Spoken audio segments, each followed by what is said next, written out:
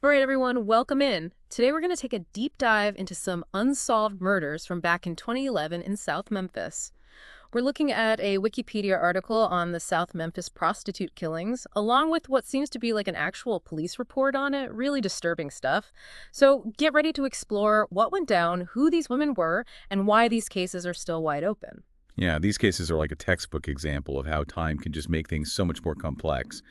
But on the flip side, they also show how even the smallest new bit of info can crack a case wide open. It's crazy. For sure, for sure. So let's set the scene for our listener, right? It's early 2011, South Memphis, and suddenly there's this string of shootings, and they're all targeting women who are working as prostitutes. The community's on edge, obviously. And what's really unsettling is that these victims are from the specific group that often gets overlooked. That's such a good point. Marginalized groups, and we're talking sex workers here, they're just way more vulnerable to violence.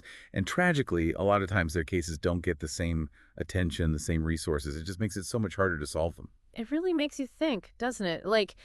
Did their profession somehow affect how seriously the police took these cases? Were they given the same priority as other murders? It's a totally valid question, and honestly, it's something that people are still researching and debating.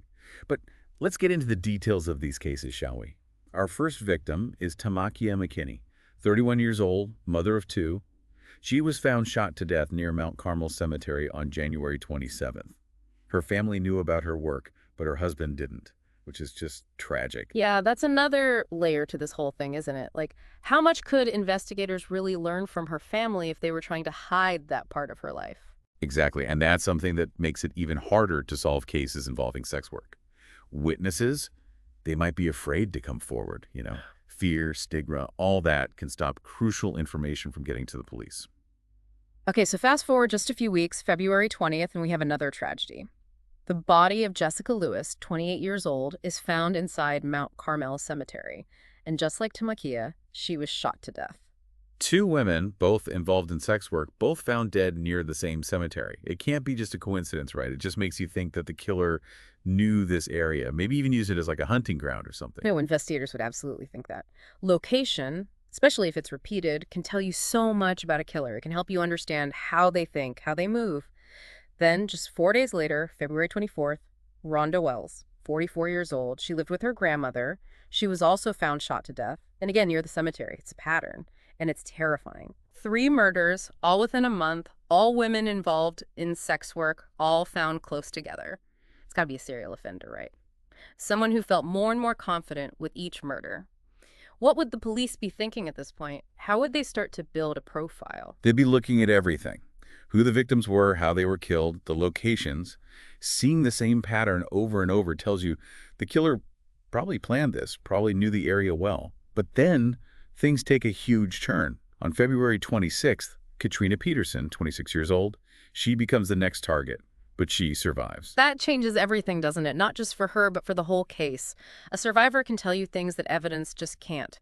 They can help paint a picture of the attacker. Their testimony can be the difference between catching the guy and letting him get away. Exactly. And Katrina, even though she was shot, she managed to run 4 blocks to safety. And because of that, she was able to help the police make a sketch of her attacker. She described him as a young black man, maybe 24 years old, cornrows, driving a dark car, either a Dodge Charger or a Chrysler 300. And that detail, plus the DNA evidence found at each crime scene, it all pointed to the same guy. DNA evidence back then, that was a big deal, but it wasn't like it is now. It didn't lead them right to the guy, even after checking the national database. So what were the limitations back then compared to what we have now? Yeah, you're hitting on a key point. DNA tech was changing fast back in 2011, but those databases were way smaller than they are now. Plus, the way they analyzed the samples, the way they matched them, it wasn't as advanced. So it's possible the killer's DNA just wasn't in the system yet. Or maybe the DNA samples they collected, they weren't good enough for a solid match. Who knows? Yeah, it really shows you how far we've come, huh? What might have been a dead end back then, now it could be the key to solving the whole thing. Totally. So walk me through that a bit. What kind of advancements are we talking about exactly? Well, think about touch DNA, for example. Back in 2011, it was still pretty new. But today, we can get a DNA profile from just a few skin cells left on a surface. That kind of sensitivity could make a huge difference in these old cases. Wow, that's wild. It's like these tiny little clues are just waiting for science to catch up so we can finally hear what they have to say. That's a great way to put it. And then there's familial DNA searching. That's another technique that's gotten way better since 2011. It lets investigators search for partial matches in DNA databases, which could help them find relatives of the killer, even if the killer's DNA isn't in the system. So even if the guy himself wasn't in the database, a cousin or a sibling might be, and that could lead the police right to him. That's amazing. But wait, there's another twist to this whole story, right? Like, fast forward to 2015, and suddenly there's this possible connection. Juanita Gilmore, 25 years old, she used to be a sex worker, and she's found stabbed to death in another South Memphis cemetery. Oh yeah, that throws a real wrench in things. Could this be linked to those 2011 shootings? I mean, the location, the victim's history. There's some similarities, but there's also a big difference the way she was killed. Right, stabbing versus shooting. And some experts think that because it was a stabbing, it might have been more personal, like maybe Gilmore knew her attacker. It just makes an already confusing case even more confusing. It does, and it reminds us that even when things seem obvious, you have to look at every angle. The police would have had to go over everything in Gilmore's case so carefully, looking for any connection, or maybe a lack of connection, to the 2011 cases. Was this a copycat? Or maybe someone taking advantage of the fear that was already in the community? So many possibilities, and each one leads to even more questions. But as the years go by, these cases, they inevitably go cold. People stop paying attention, witnesses are harder to find, and the evidence starts to disappear. It's a race against time. And for the families of these women, the not knowing must be unbearable. You're absolutely right. Unsolved crimes, they have such a huge impact on the people left behind. It's not just about the victims, it's about their families, their loved ones. They're stuck with all these unanswered questions, this need for justice that's never fulfilled. Imagine being one of those family members, still searching for answers all these years later. It's just heartbreaking. Absolutely. It makes you wonder, what can we do to keep these cold cases from being forgotten? How do we keep them alive? Well, the good news is there's a lot more interest in cold cases these days. Documentaries, podcasts like ours, online forums, they're all shining a light on these unsolved mysteries. And there are these citizen detectives, they're amazing.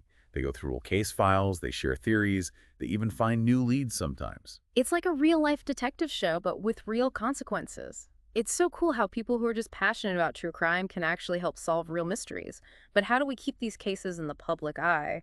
How do we make sure people don't forget?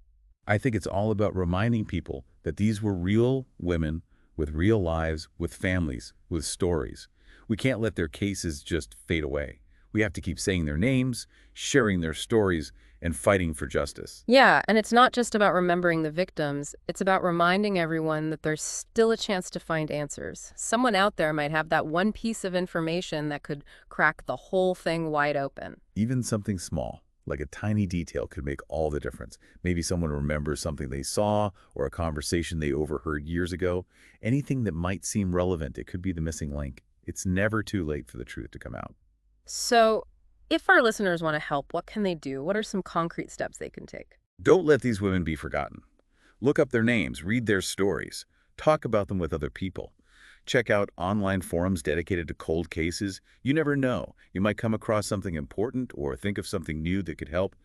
And if you have any information, anything at all, even if you think it's not important, contact the Memphis Police Department. It's always worth a shot. You just never know. You could be the one to bring justice to these women and their families. It's pretty amazing to think that anyone, anywhere, could hold the key to solving these mysteries. I agree. When people come together and raise awareness, it can be incredibly powerful. These women deserve justice, and their families deserve answers. And by keeping these cases in the spotlight, we increase the chances that they'll be solved. Plus, hopefully it'll prevent something like this from happening again. It's a powerful reminder that we all have a responsibility to seek justice and hold people accountable, even years after a crime has happened. But before we move on, I want to go back to something we talked about earlier, the fact that all of these victims were involved in sex work. Yeah, that's definitely something we need to talk more about. It's a really important part of this case. It raises a lot of questions about how society views sex work, about the safety of sex workers, and about the unique challenges they face. Absolutely. And honestly, these conversations often get overshadowed by the sensationalism of the crimes themselves. So, what are some of the key things our listeners should keep in mind when they think about sex work and how it relates to this case? Well, first of all, it's crucial to understand that sex work is a complicated issue. There are so many reasons why people get involved in sex work, and we need to be sensitive and avoid making assumptions or generalizations. Right, it's not about judging or labeling anyone. It's about trying to understand the reality of these women's lives and how that reality might have made them more vulnerable. Exactly. And we also need to acknowledge the stigma and discrimination that surrounds sex work. It can make victims afraid to report crimes or talk to the police, and it can also affect how law enforcement and the justice system treat these cases. It's a sad truth that a lot of sex workers don't feel safe turning to the police for help, either because they're afraid of being judged or because they've had bad experiences with the police in the past. It creates this terrible cycle, you know? The stigma makes it harder to get justice, and the lack of justice just reinforces the stigma. To break that cycle, we need education, we need people speaking out, and we need changes in the system. Absolutely. We need to create a society where everyone, no matter what they do for a living, feels safe, respected, and empowered to ask for help when they need it.